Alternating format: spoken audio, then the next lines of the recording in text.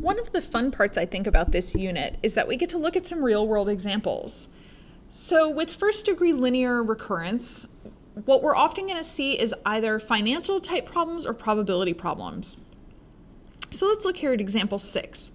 So we've got Zia borrowing money. She borrows 10,000 euro at an interest rate of 6% per annum. So that's going to be compounding interest. She wants to repay it in 5 equal installments over 5 years, the first payment 1 year after she takes out the loan. So in the typed up solutions, I showed you a way that you could think about it as you would in your higher level math class. But the whole purpose of this unit is recurrence relations. And so I'm going to talk to you about present value of payments. So present value is this concept of, for example, if you had $100 right now, and after a year at 6% interest, you would have $106. So the present value is less than what the value is going to be. So the previous value is less than the future value. So my present value is my previous value divided by my interest rate. So that's what we've got here. Here's our recurrence formula. We know that our initial value is going to be however much our amount that we're paying is over 1.06. Okay?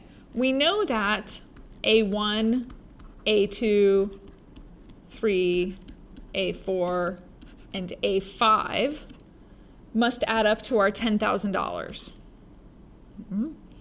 So our A value is going to be constant. She's paying it off in equal amounts. That's what we're trying to figure out. But the present value each time is going to be a smaller and smaller number. Yeah? Because as we gain interest on money that was there, that means that the current value, the perceived value, is going to be smaller. So we've got A over 1.06, A over 1.06 squared, down to A over 1.06 to the 5th power. And if you think about this, our total amount of money is going to have every year, we're going to subtract off what we paid, but then apply interest to that new amount. So at some point, we're going to have a value, our payments are going to have had interest taken away from them. It's not taken away. Interest applied to them 5 times. All right, so solving this, I have a geometric series on the left-hand side. So I've got U1 is A of 1.06. My R value is 1 over 1.06. My N value is 5. So my total, my geometric series formula, first term, this is less than 1, so I'm going to use 1 minus that over 1 minus 1 over 1.06. All right, I know this has to equal 10,000 euro. So I'm going to solve this.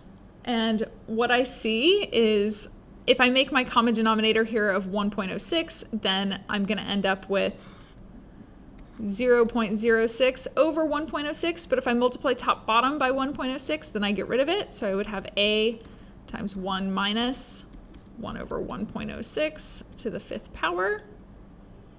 Again, we're trying to find A. So we're going to do that.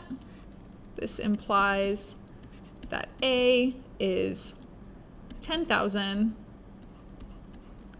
times 0.06 divided by 1 minus 1.06 to the 5th power. I can put that into my calculator and get my approximate value of 2,373.96 euro.